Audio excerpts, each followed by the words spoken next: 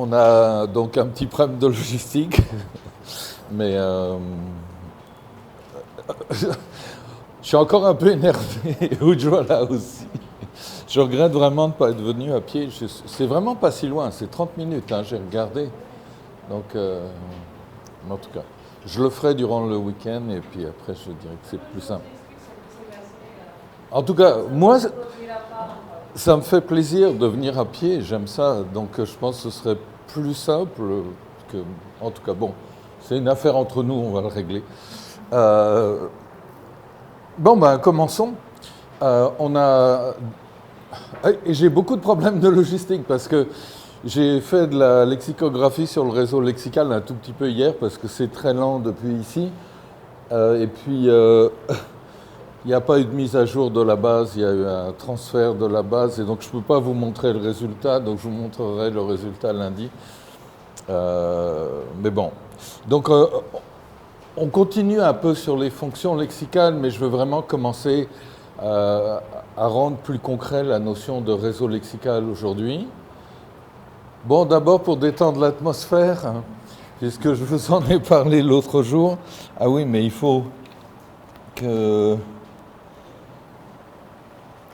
Ah non, c'est bon. Donc, Rachel et Ross, ils se sont fâchés, ils ne sont plus ensemble. Et Rachel est passée à autre chose, mais Ross, quand même, Phoebe se rend bien compte qu'il y a quelque chose qui se passe et il n'a pas complètement coupé le cordon. Et puis il vient de rendre service à Rachel, je ne sais pas si c'est pour un appartement, je pense, ou... Oui. Et donc elle le remercie. Et puis donc il y a ce très court dialogue avec ce dont je vous parlais pour la dérivation, donc qui est une dérivation régulière, mais pas systématique. Donc il faut vraiment toujours distinguer le fait qu'il y a une règle de dérivation et est-ce que cette règle est systématique ou pas dans la langue. Donc on peut regarder ce qui se passe. I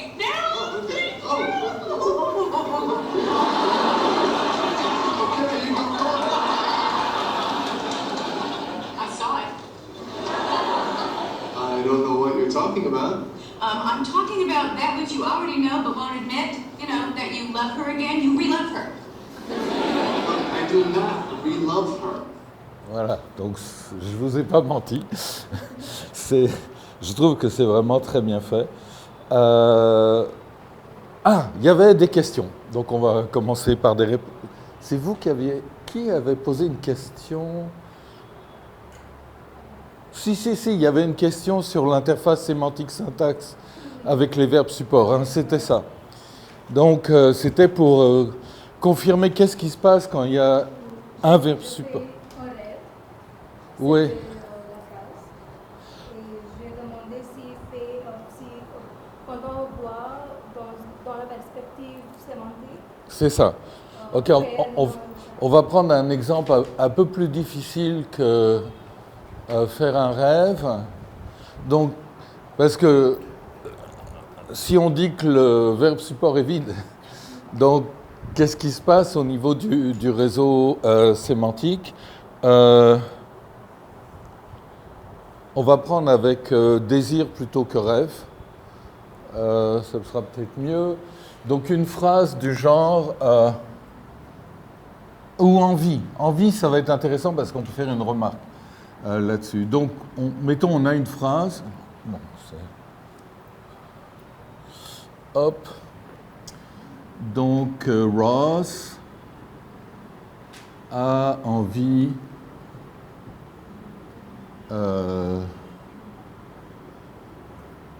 d'aller à Pune.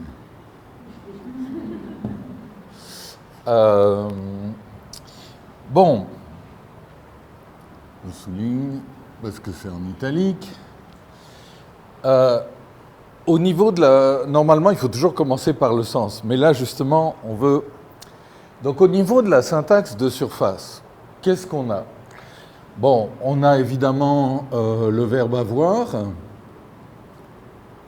Donc, c'est le verbe avoir, mais c'est un verbe, c'est un sens de avoir un peu particulier. C'est pas avoir possédé, c'est pas l'avoir auxiliaire dans il a mangé, mais c'est un peu comme l'avoir auxiliaire, c'est un avoir un peu grammatical quand même, ok? Puisque c'est avoir une envie, avoir faim, avoir... Donc c'est ce avoir-là dont il est question. On va le numéroter 2.1, histoire de dire que c'est vraiment pas la lexie de base du vocable avoir et qu'il est du côté des acceptions soit grammaticales, soit grammaticalisées. Okay, parce que quand on a un vocable polysémique comme ça, il y a des acceptions qui sont grammaticales, qui sont des verbes supports purs, comme lancer dans le vocable lancer, le lancer qu'on a dans lancer une remarque. Ben, ce lancer, c'est pas un mot grammatical, mais quasiment, du point de vue de son sens, il n'a pas un sens normal, ok? Donc là, c'est le cas avec avoir. Donc on a avoir, on a Ross. Donc ça, c'est un nom propre. Et puis ici, c'est évidemment en syntaxe de surface le sujet. Et puis ici, on a dépendant de avoir, on a envie.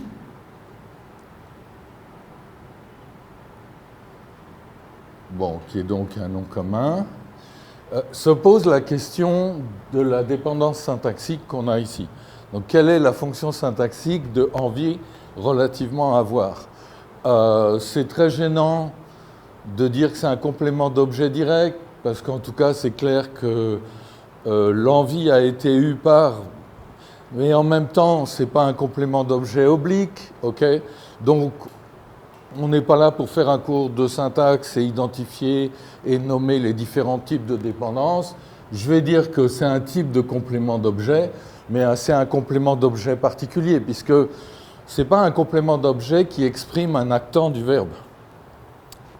Ok? Syntaxiquement, il est là, il ressemble un peu éventuellement à un complément d'objet. On peut vouloir un nom spécial, mais c'est un peu comme le complément de l'auxiliaire, qui est normalement un verbe. Donc il a mangé. L'auxiliaire avoir gouverne la phrase, le participe passé manger. Ici, on va dire c'est un complément de l'auxiliaire. C'est une position syntaxique particulière. Ben lui, là, il est un peu comme un auxiliaire, mais bon. Donc, envie de, et ça c'est une des prépositions de. Et ici, la dépendance, en fait, c'est un complément du nom.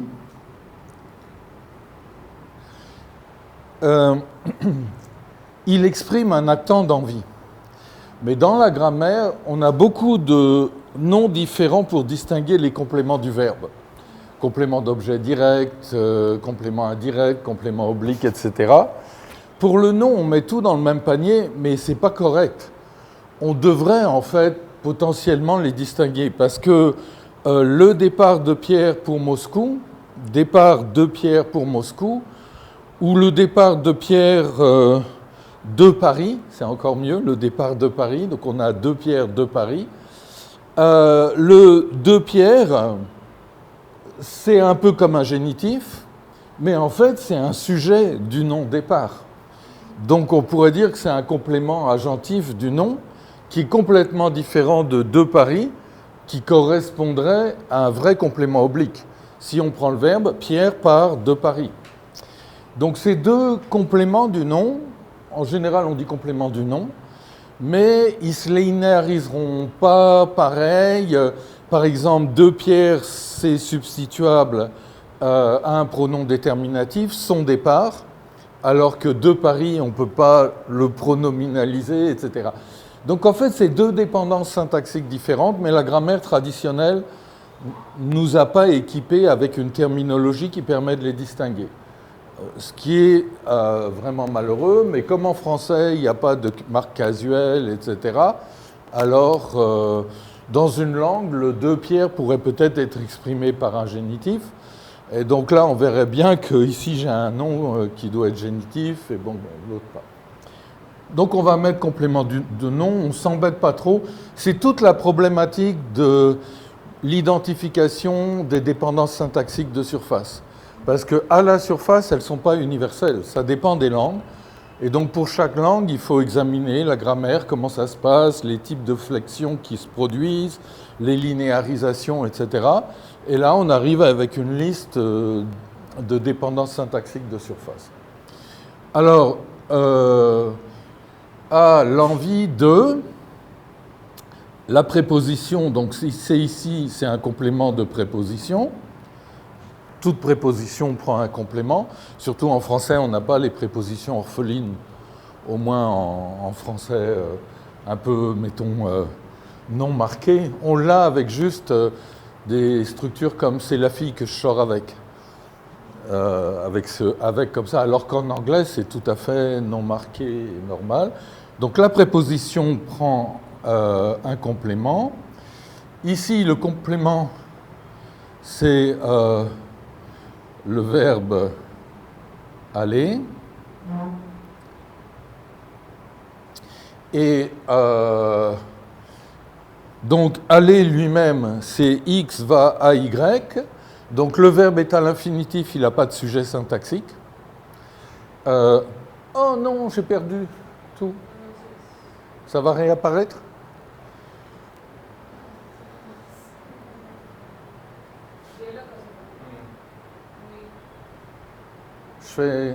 J'appuie là ou là ? Là, ici ? Ah. Ok. Mais c'est décalé un peu. Mais c'est joli, rouge sur noir, comme ça, deux couleurs complémentaires. Donc, aller à Paris, je vais à Paris. En fait, c'est un complément d'objet oblique, c'est pas un datif. On essaye la pronominalisation, ça ne se pronominalise pas en lui. Donc, ce n'est pas un datif, c'est bien un locatif. Donc ça, ici, on a un complément d'objet oblique. En général, je ne mets pas le C, en fait. Et puis, on a Paris, qui est le nom propre. Donc, est-ce que j'ai pas... Ross, avoir envie de aller... Oh, mais non! Vous auriez dû me dire que je... Waouh, vous avez vu un peu à quel point. Non, justement, c'est un complément oblique, donc ça passe par la préposition à, qui a son complément de préposition, et qui est à Paris.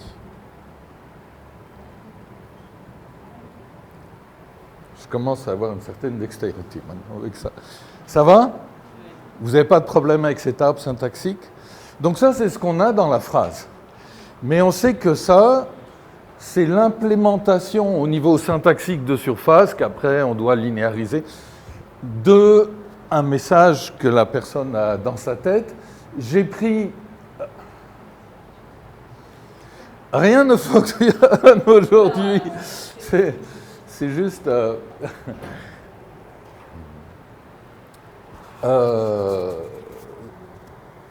Ok, c'est juste j'ai pris envie parce que envie n'a pas de verbe. Il y a un verbe envier, mais il ne correspond pas, c'est pas le V0 de ce nom.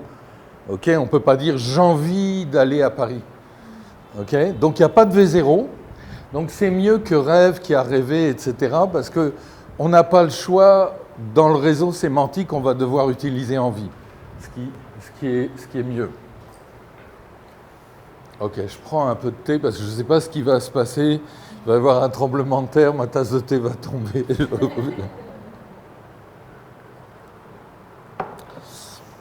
Bon, on essaye quand même de continuer.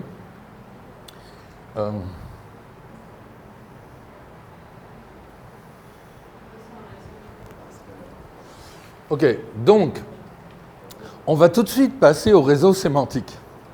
Et après, on verra à quoi sert justement la syntaxe profonde. Au niveau sémantique, le prédicat principal de la phrase, c'est évidemment envie. Et encore une fois, bon, c'est bon, parce qu'on n'a pas à se poser la question, est-ce que je mets le verbe envier ou on a juste envie. Et envie, ça prend 2 actants. Ok, donc envie, c'est un prédicat qui contrôle 2 positions actentielles, l'envie de X, de Y. Ok, donc envie, c'est ça.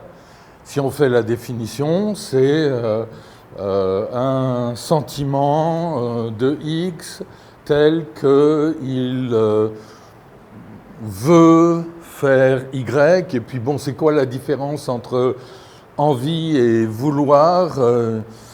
Il y a cette idée peut-être qu'il y a des choses qu'il va falloir faire pour accomplir. Enfin, je ne sais pas, mais ce n'est pas évident de définir envie. Mais c'est très proche du verbe vouloir. C'est quasiment, peut-être même, peut-être que vouloir est un quasi V0 de envie. C'est le verbe et envie, puisqu'on n'a pas... La volonté, par exemple, ça existe, non. Mais par exemple, mon envie de boire du thé, mon envie de marcher pour venir à l'université, ma volonté de marcher pour aller à l'université, ce n'est pas la même chose. Mon envie de marcher pour aller, le fait que je veux marcher. Donc en fait, il y a peut-être un V0, mais supplétif, donc qui n'est pas un dérivé morphologique. Mais donc en tout cas, c'est l'envie de X, de Y. Et ici, donc X, c'est Ross. Donc c'est l'envie de Ross de aller. Et aller, c'est X va à Y. Et qui va, c'est Ross. Et il va où? À Pune.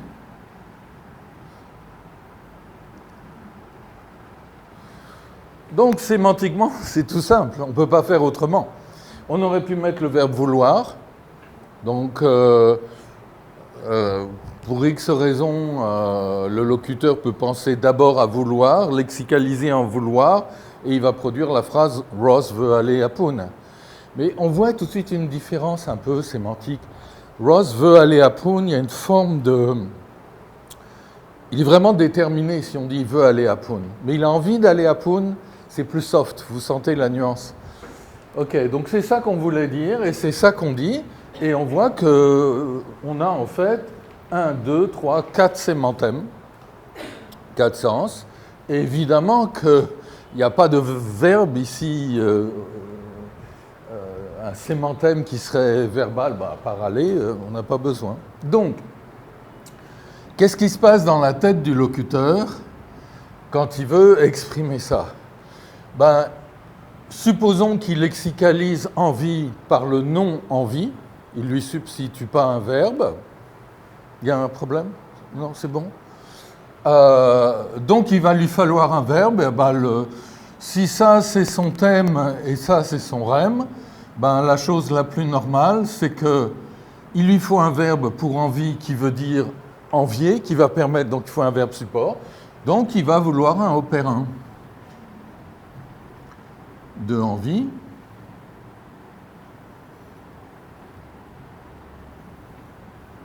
Il lui faut un opérin de envie. Comme c'est un opérin, ce opérin prend comme premier actant syntaxique profond le premier actant syntaxique profond de envie, c'est Ross. Et puis c'est un opérin, donc son deuxième actant syntaxique profond, ça va être envie lui-même. Bon, je ne mets pas les parties du discours pour gagner du temps, de toute façon on le sait. Et envie, c'est l'envie de X, et son deuxième actant syntaxique profond correspond à son deuxième actant sémantique, donc aller. Alors, aller, on peut prévoir que c'est Ross, parce qu'en fait, c'est uniquement quand aller sera calculé à l'infinitif qu'on sait qu'on n'aura pas de sujet. Mais à ce niveau-là, je n'ai pas pris d'option, parce qu'ici, je n'ai pas écrit les grammèmes, qui ont été sélectionnés, mais les dépendances de surface vont de pair avec certains grammèmes. Donc là, je ne sais pas comment je vais exprimer mon aller, à l'infinitif ou au subjonctif présent, que sais-je, au présent du subjonctif. Donc, j'ai cette option que donc, le premier actant syntaxique profond de aller, c'est Ross, et ces deux-là sont coréférentiels, et ça correspond bien à ce qu'on a. Donc ça ne fait pas partie de la structure syntaxique proprement dit, mais c'est pour indiquer la coréférence. Et aller, pune. Donc en gros, le locuteur ici, il a pris des options. Je vais lexicaliser nominalement en vie. Je veux que Ross soit en position thématique et le reste en position rématique. Donc ça va être exprimé par le premier actant syntaxique profond, ça le deuxième. Et puis j'ai besoin d'un opérin de envie et n'importe quel opérin fera l'affaire. OK ? Et là maintenant, quand on passe en surface, là, il faut que toutes les petites choses dont on a besoin pour avoir une phrase grammaticale soient là. Donc on va évidemment se baser sur la combinatoire restreinte de envie, de aller, pour calculer leur structure de complémentation. Okay. Et puis, il va falloir sélectionner un opérin parce que potentiellement, il y a une liste. Il y en a plusieurs. Okay. Donc, on en sélectionne un et puis ici, c'est à voir. Donc, voilà comment on peut modéliser le fait qu'on se retrouve avec cette structure de phrase un peu compliquée. Ben, en théorie, si le opère est vraiment un opère pur, il n'apparaît pas dans le réseau sémantique. Mais par exemple, des fois vous avez une fonction. Ce que vous aurez, c'est par exemple un truc comme un magne plus opérin. Ça veut dire c'est un verbe support c'est un verbe support, mais qui implique l'expression du fait que elle est intense. Et dans ce cas-là, ça veut dire qu'on aurait très ou intense qui prendrait comme actant sémantique en vie. Et là, on aurait juste la chance. Donc, il y aurait deux possibilités. Soit on aurait un opérin qui serait un magne plus opérin, soit on aurait un opérin, puis on aurait un modificateur qui serait magne de L, qu'il faudrait calculer. OK ? Donc, ça simplifie les choses, en fait, d'avoir ces deux niveaux de syntaxe. Ici, les dépendances qu'on a ici, c'est des dépendances universelles. Actant syntaxique, atre pour modificateur en général, append pour les structures appenditives, comme Ross, ce gentil garçon, est venu, tata. Donc ça, c'est ce qu'on appellera append pour appenditif. Et ça permet de montrer les choix qui s'offrent au locuteur. Ici, c'est un certain type de choix pour hiérarchiser et faire la lexicalisation des vrais sémantèmes. Et ici, on introduit tout ce que la langue nous demande d'introduire comme unité lexicale pour faire tenir la structure syntaxique, mais qui ne vient pas souvent, ça viendra de l'expression d'une structure actentielle d'une unité lexicale. Et puis, effectivement, on va calculer ça. Ça va ? Ça répond à votre question ? Et donc, des fois, évidemment, vous avez un opère, par exemple, qui est vraiment riche sémantiquement, dans le sens, il va être dans le dictionnaire et on va lui faire une définition. Du genre, lancer, qu'on a dans lancer des insultes ou des choses comme ça. C'est clair qu'il y a une acception du verbe lancer qui est X lance Y à Z, et on va lui faire une définition, X communique Y à Z, etc. Il n'est vraiment pas sémantiquement vide. Mais on va indiquer aussi que c'est un collocatif. Donc il va être choisi parce qu'on a utilisé un nom. Je ne vais pas dire « qu'est-ce que tu as lancé ce matin ?» pour « qu'est-ce que tu as communiqué ce matin ?» Ça n'a pas de sens, c'est un vrai collocatif. Mais il a une définition relativement riche, en un sens, c'est quand même communiqué. Sauf que, quel que soit le sémantème qui correspond à la base de la collocation, ce sémantème contiendra communication, déjà. Donc lancer, il n'est peut-être pas vide, mais il n'apporte aucun sens additionnel. Donc lancer des insultes. Insulte, c'est la communication d'un certain type d'énoncé ou l'énoncé lui-même, puisqu'il sert à désigner en fait l'énoncé. Mais lancer un cri, c'est quand même l'émission d'un son, etc. Donc on va pas le mettre dans le réseau sémantique, ça n'a pas de sens, parce que pour le locuteur, il ne voulait pas exprimer lancer, il voulait exprimer cri, et puis parce qu'il a le nom, puis il a besoin d'un verbe, ben, il va aller chercher lancer. Mais il n'a pas utilisé lancer parce qu'il voulait dire lancer, à tel point que c'est bizarre de dire lancer. Il y en a d'autres, des fois, qui sont tellement riches qu'on peut ils sont moins collocatifs intrinsèquement. On peut les utiliser tout seuls. Bref. Mais ça ne change rien au fait que s'ils sont utilisés comme collocatifs dans une collocation, alors dans ce cas-là, le but du locuteur, c'était juste de les sélectionner pour avoir un verbe. Non, décidément, looks like it's a bad day. Ok, donc ça c'est... Là, je ne peux pas continuer à écrire tout quand même. Est-ce qu'il y a d'autres questions par rapport à ce qu'on a vu hier, justement? Mais ça, évidemment, c'est la question. Et c'est pour ça que c'est vraiment important de représenter le sens. Parce que si on ne représente pas le sens et la structure syntaxique, on ne comprend pas la nature des verbes supports. En fait. Je voulais revenir sur dégoût, notamment pour vous montrer l'incidence du fait d'entrer quelques liens paradigmatiques sur le fonctionnement du réseau, mais ça, je ne peux pas parce que, bon, à moins qu'entre-temps, un collègue ait réussi à redémarrer, je vais vérifier, mais c'était toujours la même chose. Ah non, ça, de toute façon, ça tourne en local. Alors, attendez, il faut que je regarde. Pas en local, mais...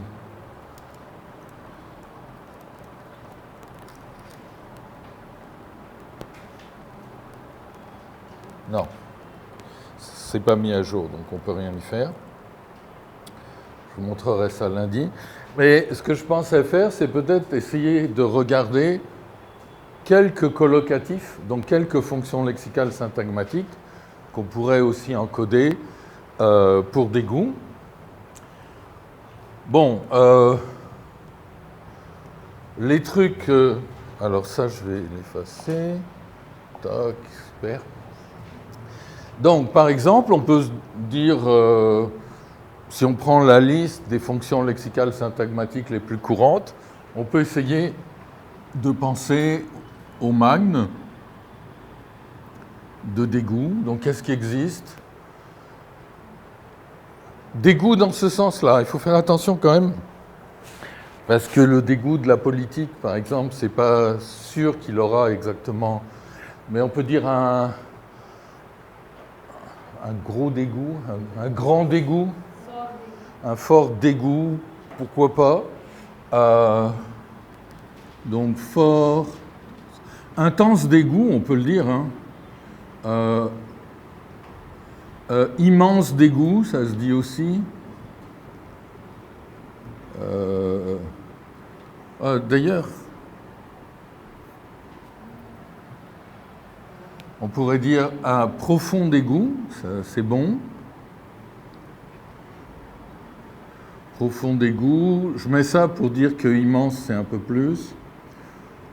Il y en a beaucoup. Je vois rien de très juteux, du genre des magnes un peu métaphoriques, là, comme il y a avec un sommeil de plomb, quelque chose comme ça, un dégoût de...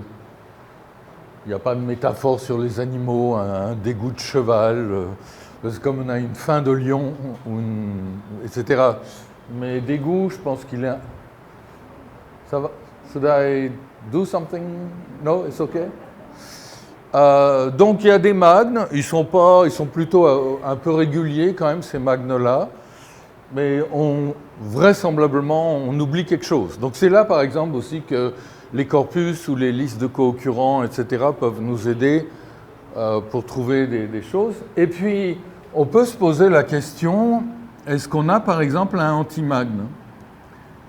Alors, si c'est important de regarder parce que il y a des unités lexicales, par exemple, notamment pour les sensations, les sentiments, qui contiennent dans leur sens que c'est fort, c'est intense. Dans ce cas-là, vous n'aurez pas d'antimagne. Ce sera bizarre d'avoir un antimagne. Okay? Par exemple, prenez répulsion, une légère répulsion, et vous voyez, c'est comme de la chimie. Je mets un petit désintensificateur, j'ai un beau précipité bleu dans mon éprouvette, et ça veut me dire que dans le sens de répulsion, il y a intense. Et c'est pour ça que ça ne marche pas. Par contre, avec dégoût, un léger dégoût, en voyant cette sauce béchamel et éprouvant un léger dégoût, ça marche très bien. Donc ça nous informe ici déjà, j'anticipe, que quand on fait la définition de dégoût, ben, il faudra rester vague au niveau de l'intensité. C'est neutre, ça peut être une sensation intense ou non intense, et les collocatifs nous montrent ça. Donc c'est très important, léger, un faible dégoût, ça ne marche pas trop, mais léger dégoût, c'est tout à fait correct. Donc ça nous montre que tout va de pair, c'est-à-dire décrire les collocatifs, les extraire, et vous voyez, on est des locuteurs du français, on arrive sans devoir passer dans un corpus, on arrive déjà à faire ressortir des choses, et ça nous guide pour faire la définition. À l'inverse, quand on a une bonne définition, ça va nous guider pour chercher des co-occurrences, parce que les composantes de la définition nous permettent de prédire quelque chose. Vers, c'est pas mal comme fonction lexicale, ça révèle beaucoup de choses du sens. Vers, c'est tel que ça doit être. Par exemple,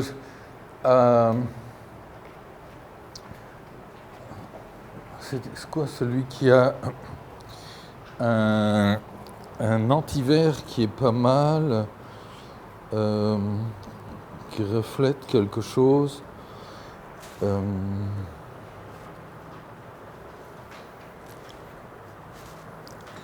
J'arrive pas à le retrouver. Il y a un antivers très surprenant.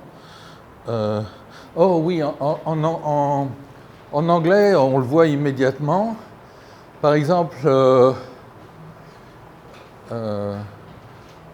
mensonge, lie, en anglais, a lie.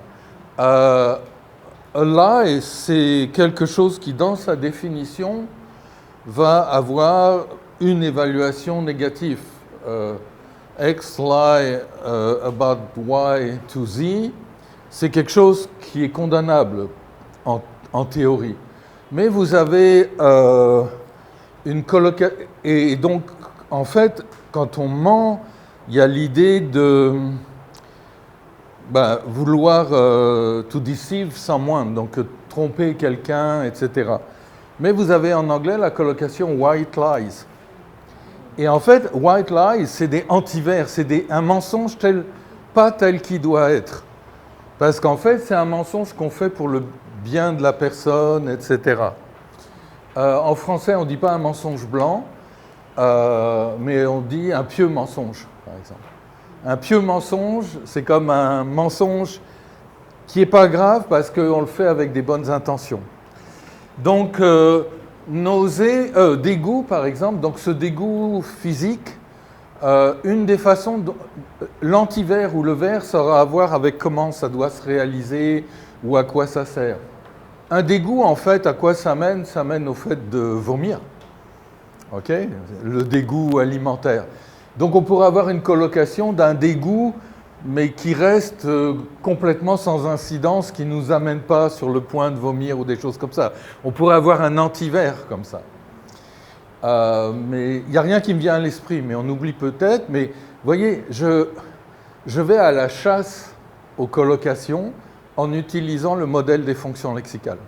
Je me dis que c'est souvent quand même qu'il y a des vers et des antivers, et ça nous apprend des choses sur la définition, sur le sens de l'unité lexicale. Donc je les cherche dans ma tête. Clairement, je ne suis pas très brillant ce matin, donc je sens que mes accès lexicaux ne sont pas très bons. Mais souvent, quand même, on ramène des choses déjà comme ça. Et puis après, si on les entend ou on les trouve, on dit « oui, c'est un vers ou c'est un antivers ». Donc, magne, anti-magne, c'est très bon comme révélateur du sens. Ensuite, vous avez la troisième sur la liste qui est bonne et anti-bonne. Donc, ça veut dire avec une appréciation positive de la chose. Ça nous apprend beaucoup moins de choses, parce qu'en fait, tout peut être bonne ou anti-bonne potentiellement. Sauf quelque chose qui intrinsèquement est bon, on s'attendrait à ce qu'il n'y ait pas d'anti-bon. S'il y avait un anti-bon, ce ne serait pas un anti-bon, ce serait un anti-vert. Parce que ça voudrait dire que ce n'est pas tel que ça doit être. Okay? Et donc, le vert anti-vert prend à la précédence sur le bon. Okay? Dans un cas comme ça. Bon, mais je ne vois pas de... On sait qu'intrinsèquement, un dégoût, c'est pas bien, c'est pas bon. Donc, évidemment, quand on intensifie le caractère mauvais aussi. Mais encore une fois, c'est la hiérarchie. Magne, c'est le plus important, ensuite vert et ensuite bon. Et donc, si ça semble être plusieurs choses en même temps, ben, on va l'étiqueter par la première chose. Parce qu'en fait, l'autre qu'on a après, c'est comme une conséquence de ça. OK ?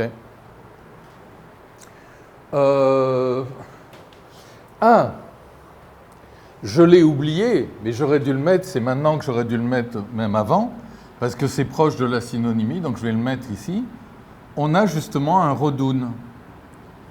Donc, un modificateur 100% redondant. Et ce collocatif est très important parce qu'en fait, il participe aussi à la classification. Donc, on a vu qu'on dit un dégoût physique. Ce n'est pas extra, mais on le trouvera. Okay ? Quand on veut distinguer ce sens de dégoût, le premier du deuxième, okay ? On pourra employer ce modificateur redondant. Et ce n'est pas toujours évident. Des fois, il y a des adjectifs assez proches sémantiquement et il se trouve que c'est celui-là qu'on utilise et pas l'autre. Okay. Ou des fois, c'est l'adjectif et des fois, c'est une structure prépositionnelle. Donc, on dit par exemple liaison chimique, mais il y a peut-être d'autres termes de chimie où on dit de chimie plutôt que chimique. Donc, c'est vraiment phraséologisé. Justement, on peut attaquer les gros trucs, donc les opérins. Donc les verbes supports. Éprouver du dégoût. On dit aussi ressentir un profond dégoût. Éprouver un dégoût, ressentir un dégoût. Éprouver, ressentir, avoir un dégoût soudain face. C'est moins génial, mais ça se dira, c'est possible.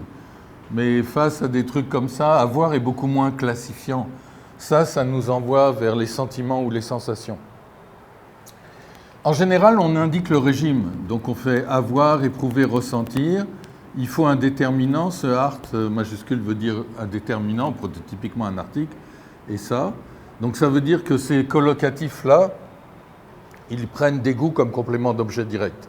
Sinon, on aurait mentionné la préposition qu'on veut utiliser. Donc éprouver, ressentir, avoir un dégoût. Le dégoût, alors est-ce qu'on a un funk 1 par exemple? Ce serait le dégoût est en lui. Un verbe qui voudrait dire prend dégoût comme sujet, et puis ça veut dire comme la menace plane sur X, le dégoût, non. Vous en voyez un? Par contre, il y a le dégoût l'envahit. Mais le dégoût envahi, c'est pas un funk 1, parce que ce serait funk, unité lexicale sujet, et premier complément 1, parce que c'est X, dégoût envahit X. La structure syntaxique, c'est celle d'un funk 1, mais il n'est pas pur, parce qu'il y a une composante phasique. C'est commence à être en lui, envahi. Ça tombe bien, il y a des fonctions lexicales phasiques, il y a 3 phases, commencer, continuer, finir. OK ? Et donc là, ça veut dire le dégoût commence à être en lui. Donc c'est comme un funk 1, mais on va le combiner avec incep ou incep, qui veut dire commencer. Donc c'est le dégoût, envahir. Et puis là, c'est envahi un truc nominal qui exprime X. Le dégoût envahit Jean, etc. Donc on voit, ce n'est pas un verbe support pur. Il a une nuance de type aspectuel. C'est un incoatif, commencer à. Donc souvent, il y a des différences. On a par exemple un opérin et on a un incep opérin, commencer à. Ben, la différence de sens, c'est typiquement, ça relève de la fonction lexicale, c'est justement des trucs que les langues morphologisent beaucoup. L'incoatif, le continuatif ou le terminatif, on peut avoir des suffixes pour ça, etc. Donc c'est une fonction lexicale. Mais incep, compte ou fin, c'est des fonctions lexicales qui ne sont pas vraiment autonomes. Normalement, souvent, elles se combinent avec d'autres fonctions lexicales, comme de verbes support, par exemple, ou de verbes de réalisation. Donc, envahi, un labréal. Bon, les labréales, ils sont très rares. Labor, pardon, ils sont très rares. Et de toute façon, ce serait un truc du genre Jean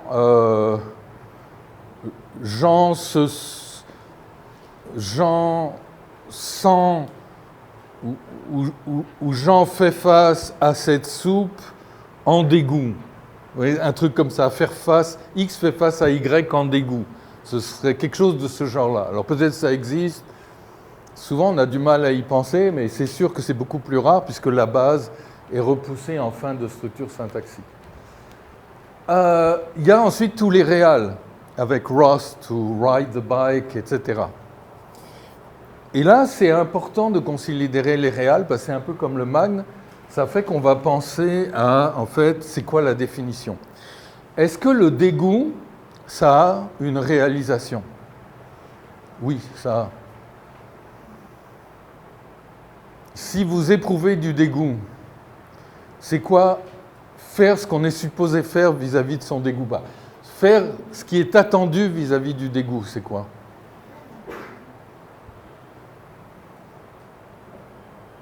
C'est vomir? Oui. OK? Donc, en fait, vomir, ce serait une sorte de verbe de réalisation. Et d'ailleurs, il est collocatif. On peut dire vomir de dégoût. OK? Donc, on peut le décrire. Soit on veut le donc, ce serait une sorte de réal 1. Et donc, soit vous vomir de dégoût, vous ne voulez pas le décrire comme un collocatif, vous voulez dire c'est juste vomir. Et dans ce cas-là, si vous ne dites pas vomir de dégoût, ça veut dire que vomir, vous ne le voyez pas comme un collocatif. OK? Mais dans ce cas-là, on est obligé de dire que la collocation est fusionnée et que vomir contient dégoût. Ça veut dire. Mais on voit bien immédiatement ici que c'est faux, parce qu'on peut vomir. On ne va pas définir vomir avec dégoût. On n'en a pas besoin. Donc, ce n'est pas un vrai cas de fusion. OK?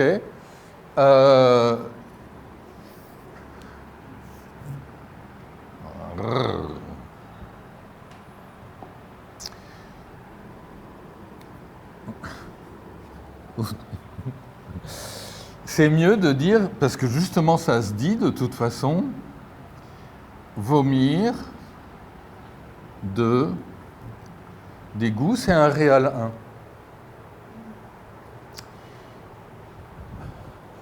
Il y a une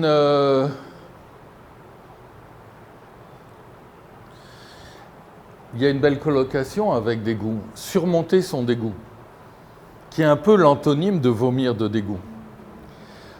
Sauf que ça ne veut pas juste dire éprouver du dégoût puis ne pas vomir, ça veut dire se causer de ne pas vomir. En fait, c'est pour la personne de causer que le dégoût ne fonctionne pas.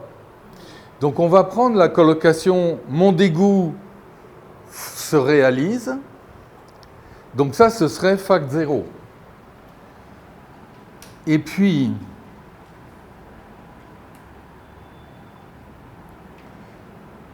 ici, ça veut dire ne pas laisser mon dégoût se réalisait. Désolé, mais c'est une formule un peu compliquée, mais on trouve cette colocation, ce genre de colocation, c'est un non perm 1, parce que le sujet, c'est le premier actant, fac 0. Alors là, on arrive, évidemment, il faut manipuler, il faut connaître le système des fonctions lexicales, parce que moi, quand je vois surmonter son dégoût, j'ai le lexique des fonctions lexicales dans ma tête. Donc je reconnais le dégoût fonctionne, je reconnais ne pas permettre, ne pas laisser. Et je sais que c'est non-perm, et je sais que c'est récurrent dans les langues, on le trouve. J'assemble pas en redécouvrant chaque fonction lexicale. Je paraphrase surmonter son dégoût, je le paraphrase en m'exprimant avec des unités lexicales qui sont les fonctions lexicales.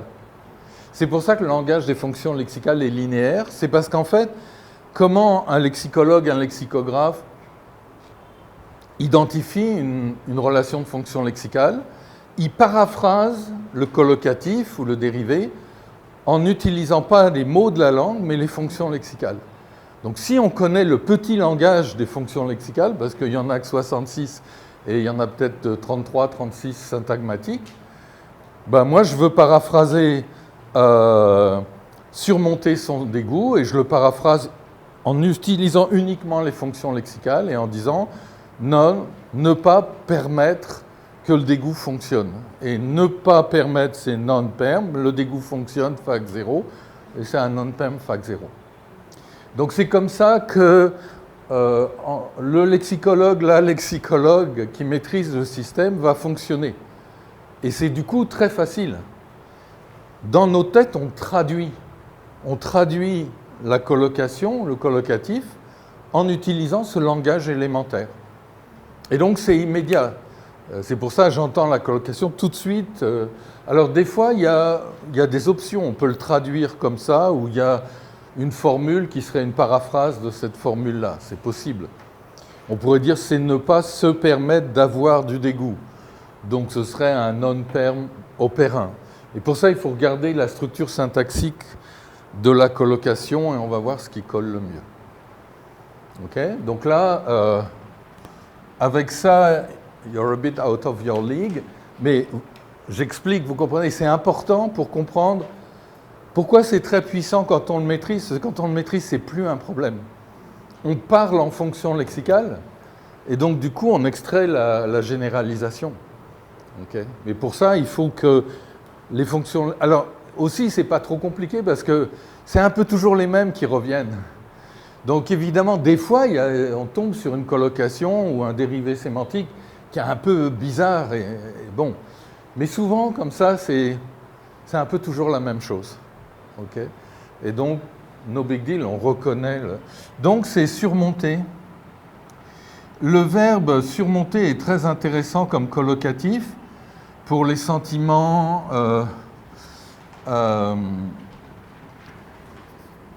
donc il faut un déterminant et il faut surmonter son dégoût.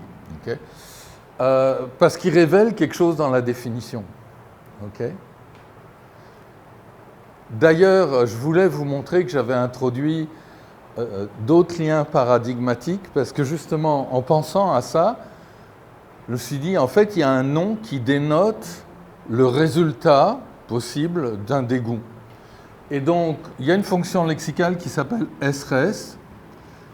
Donc, vous avez S1, S2, S3, c'est pour les noms typiques du premier et du deuxième actant, mais vous avez des noms typiques de circonstants.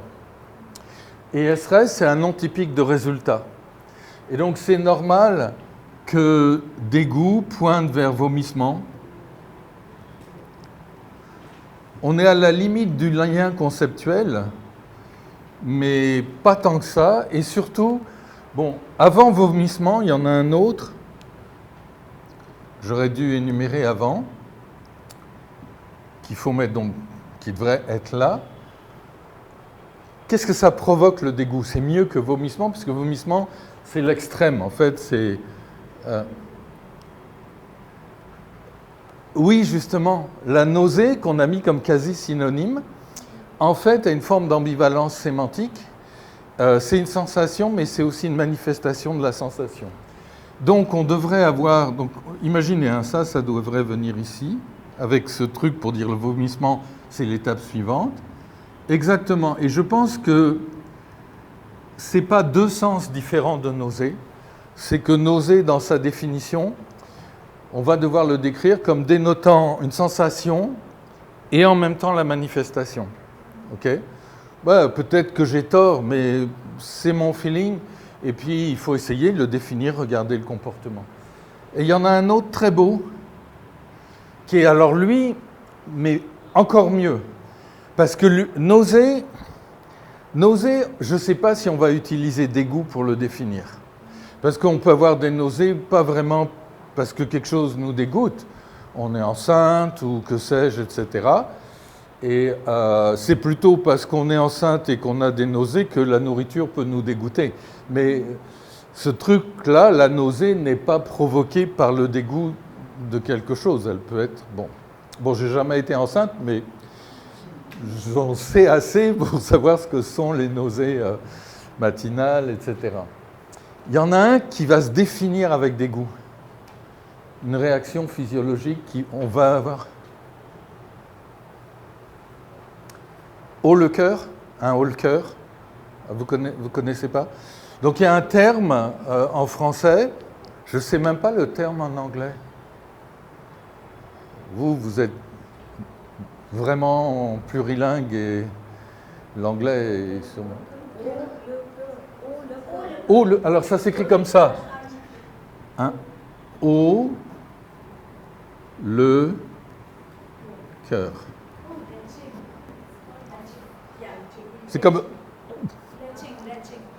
Pardon? Retching en anglais. Vetching? Retching. Ça s'écrit R-E-T-H-E-C-H-I-N-G. Ah, ok. Ok, je connaissais pas en fait, pas du tout. Ah oui, mais morphologiquement plus proche, mais peut-être le terme anglais est très proche. Donc c'est un truc tellement important, c'est normal d'avoir une unité lexicale. Bon, en français, ça s'appelle un haut le cœur. Avoir des hauts le cœur, etc. Donc vous voyez, quand on a des hauts le cœur, on vomit pas. Mais justement, un SRS de haut le cœur, c'est vomir, vomissement aussi. Il faut que ce soit nominal. Donc c'est très très beau, haut le cœur. Haut le cœur c'est un dérivé sémantique pur, au sens de dérivé sémantique de dégoût, parce qu'on va définir haut le cœur avant tout, donc haut le cœur de X provoqué par Y, on va dire que c'est une réaction physique de X qui est consécutive au dégoût que Y fait ressentir à X. Parce que c'est ça, un haut le cœur, par contre, c'est un peu difficile d'imaginer. Enfin, ça veut dire qu'il y a quelque chose qui nous dégoûte. Peut-être c'est une composante un peu faible, mais quand même. Si on n'a pas été... On dit toujours ça provoque des hauts, qu'est-ce que ça donne? Et si on a envie de vomir, on a ça, mais ce n'est pas suite à un dégoût, c'est plus dur de dire haut le cœur. On va parler de contraction de l'estomac ou de convulsion de l'estomac ou d'envie de vomir ou de choses comme ça, mais quand on dit haut le cœur, c'est vraiment... C'est joli ça, donc ça c'est un lien paradigmatique. Et ce SRS, haut le cœur, vomissement, correspond à vomir comme verbe de réalisation, vomir de dégoût. Ok ?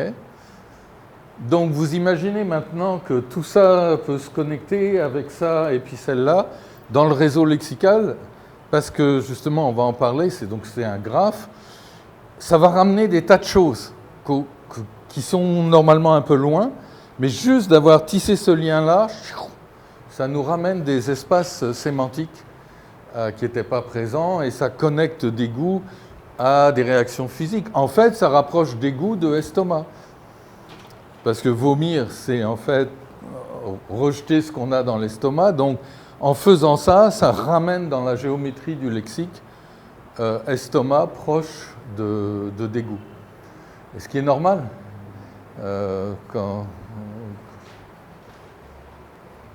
On va dire, par exemple, en anglais, ça se dit beaucoup plus qu'en français, mais on utilise estomac justement pour parler de ça. In my stomach, et on a même le verbe I can't stomach this, to stomach something. Et ça fait référence de est-ce qu'on peut faire face à ça sans éprouver une sorte de dégoût métaphorique, etc. Alors qu'en français, estomac n'est pas vraiment lié à ça. Il est lié, comme vous savez, au courage, etc. Avoir de l'estomac, c'est être courageux, etc. Mais pas... D'ailleurs, c'est très intéressant, estomac, intestin, donc en français, et en anglais. Parce qu'en anglais, on va dire I have stomach problem, don't feel good in my stomach, même si c'est ici. Donc, même si c'est en fait les intestins. C'est très marrant. Et il y a des anglophones britanniques, ils ne savent même pas vraiment la différence d'avoir mal à l'estomac ou à l'intestin. Je le sais parce que quand je demande, mais est-ce que c'est l'estomac ou les intestins? C'est quand même marrant. Alors que pour un francophone, c'est évident. Et même un petit enfant, on va lui dire t'as mal où, à l'estomac ou c'est les intestins? Parce qu'en fait, c'est pas du tout la même chose comme type de douleur, comme ce qui risque de se passer aussi. Ça va soit sortir par le haut, soit par le bas, grosso modo. Et donc, mais c'est assez bizarre. Mais quand on dit mal au ventre, c'est quand même général. Pas en français. Si on dit j'ai mal au ventre, c'est les intestins. Un mal de ventre, c'est les intestins. Sinon, on va dire j'ai mal. Bah, il y a peut-être des francophones qui vont faire comme ça, mais vraiment, avoir mal au ventre, c'est on se tient le ventre ici, on ne dit pas j'ai mal au ventre. On peut à la limite, mais on va dire si c'est l'estomac, on va dire j'ai mal à l'estomac. J'ai des brûlures d'estomac, typiquement un mal de ventre, c'est plus bas. OK ? Alors, mais par contre, le courage est associé aux intestins. Voilà, oui. En français, on ne dira pas il a de l'intestin. Alors, c'est très très intéressant, c'est très marrant. Et évidemment, il faut en tenir compte quand on décrit les unités lexicales parce que la phraséologie qui se développe est liée à des connotations, pas nécessairement, c'est peut-être dans la définition ou c'est dans des connotations. Donc vous savez, les connotations, c'est intéressant parce que c'est quelque chose qui est associé à l'unité lexicale, donc une sorte de valeur sémantique associée à l'unité lexicale, mais qui n'est pas dans sa définition. On ne va pas définir l'estomac en français comme l'organe qui permet le courage ou quelque chose comme ça. Et intestin, au sens vraiment l'organe, on ne va pas dire que... On ne va pas parler de courage. Par contre, il va falloir donner les connotations qui ont donné naissance à... J'ai l'impression que c'est quand je fais ça, non ? À la phraséologie. C'est un peu comme les animaux. Je ne sais pas, par exemple... Bon, âne en français a la connotation de quoi ? Pardon ? Non, ça c'est le sens. Âne, animal tel que. Mais c'est connoté à quoi ? Avec quoi ? Oui, la bêtise. OK ? Et on le voit parce qu'il y a la polysémie qui s'est décrite. Quel âne ce type ? Et puis, bête comme un âne, on peut le dire et tout. Et mule. Mule, c'est très proche d'un âne. Mule.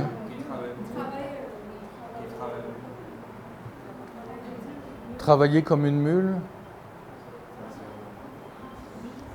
Non, il y a un trait de caractère de la mule qui n'est pas la stupidité, c'est l'entêtement.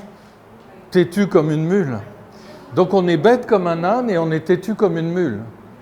Mais les ânes sont dans l'ensemble très intelligents, ils peuvent être têtus, et puis bon, en tout cas... Et ça, c'est de la connotation. Ça veut dire qu'on ne va pas définir mule comme un animal têtu et l'âne comme un animal idiot. Donc c'est parallèle. Apparemment, je crois, en russe, c'est le contraire. La mule est bête et l'âne est têtu. C'est complètement... C'est pas complètement arbitraire, mais le fait que ça a telle ou telle colocation, c'est associé. Donc ça, c'est de la connotation. C'est pas dans le sens... Mais évidemment, c'est lié à quelque chose quelque part dans le sens. Mais c'est pas là, et ça fonctionne en parallèle, et ça explique des métaphores qu'on peut avoir, de la phraséologie et tout.